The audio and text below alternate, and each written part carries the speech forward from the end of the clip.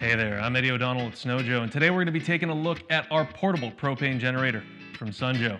So, let's put this thing together.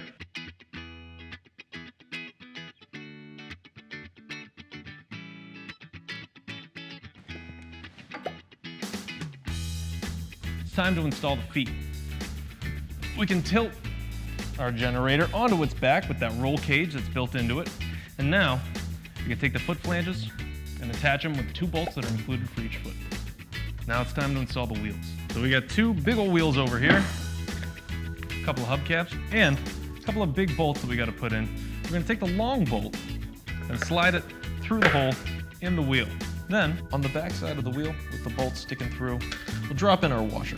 We're going to take that, and we're going to slide that into the flange on the end of the generator.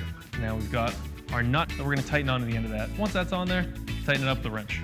And to pop on your hubcap, just line up the 4 tabs with the 4 holes and push everything to snap it together.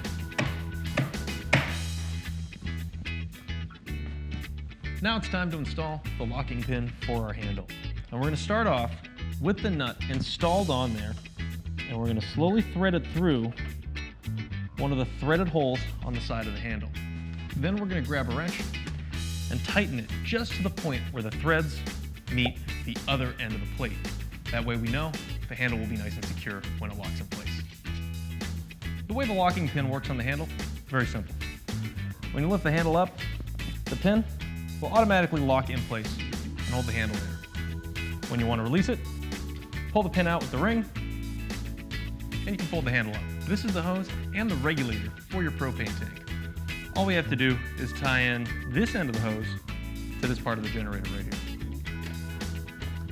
And start threading this on. And to make sure we have a nice tight connection, grab a wrench, tighten it up. So, now that you know how to put this thing together, when the power's gone, power Joe on.